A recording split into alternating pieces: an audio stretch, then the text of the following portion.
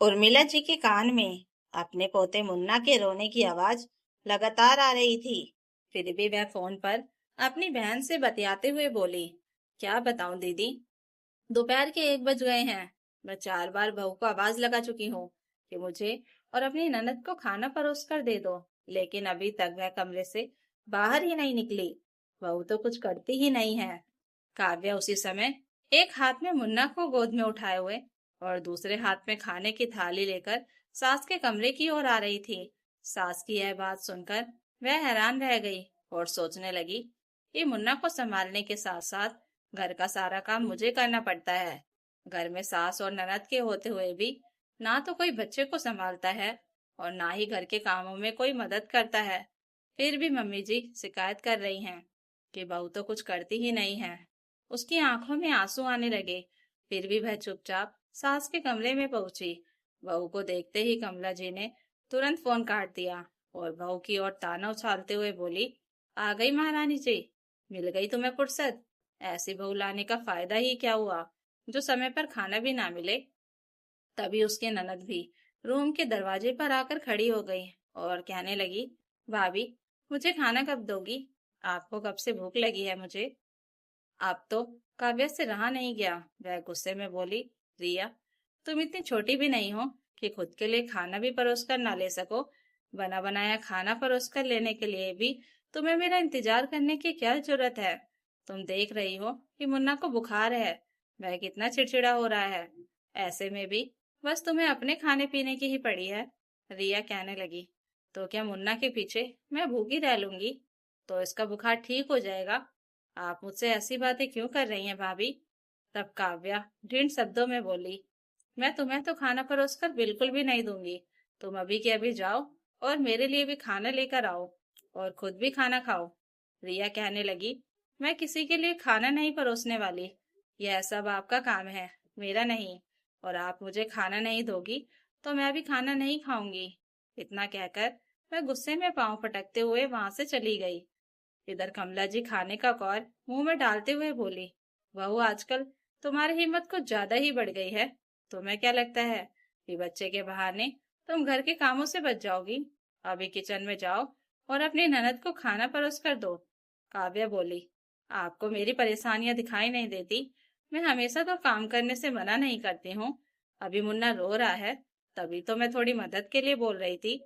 आप लोग बच्चा नहीं पकड़ सकते तो कम से कम खाना तो खुद से लेकर खा ही सकते थे। और रिया को भी थोड़ा काम करने की आदत डालिए। कहीं ऐसा ना हो कि कल को ससुराल में आपके जैसी ही सास इसे भी मिल जाए। इतना कहकर वह मुन्ने को गोद में लिए हुए वहां से बाहर निकल गई। तो कमला जी बड़बड़ाते हुए कहने लगी, मेरी जैसी सास का क्या मतलब? क्या मैं इतनी बुरी सास हूँ? आज तो मैं इसे अच्छा सबक सिखा कर रहूंगी।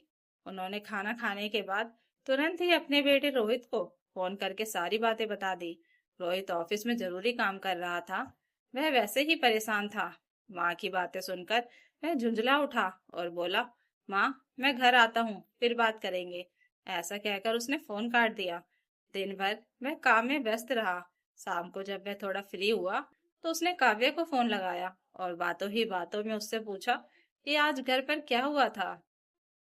माँ का फोन आया था और वह तुम्हारी बड़ी शिकायत कर रही थी। काव्या भी भरी बैठी थी। उसने भी उसे सारी बातें बता दी और गुस्से में बोली कि तुम्हारी बहन को मैंने अपने लिए खाना परोसने को कहा तो उससे साफ इनकार कर दिया। उसने तो मेरी भूख की परवाह भी नहीं की। मैं तो सोच रही थी कि वह मेरे लिए भी खाना परोस देगी, लेकिन अंत में मजबूरी में मुझे ही खाना लेकर खाना पड़ा। रोहित कहने लगा, ठीक है, अब तो इन लोगों को सबक सिखाना ही होगा। तुम एक काम करो, जैसा मैं कहता हूँ वैसा ही करो। उसके बाद वह धीरे धीरे पत्नी को सारी बातें समझाने लगा। इधर रात के 9 बज गए थे, लेकिन रोहित आज काम से वापस नहीं आया था।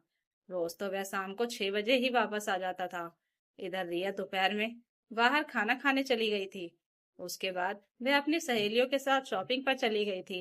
वह शाम को 7 बजे घर वापस आई तो उसने देखा कि शाम को भी भाभी ने चाय नाश्ता कुछ भी तैयार नहीं किया है। वह सीधे अपनी माँ के कमरे में पहुंच गई और शिकायत करते हुए कहने लगी, माँ देखो ना, भाभी ने चाय भी नहीं बनाई। कमला जी कहने लगी, तू बस थोड़ा सब्र रख ले बेटा, रोहित को आने दे। आज तो मैंने बहू की खूब शिकायत की है, और अब जब वह खुद अपनी आंखों से देखेगा कि बहू ने चाय नाश्ता भी नहीं बनाया है, तो वह उसे ही डांटेगा। हमें बस थोड़ा इंतजार करना है।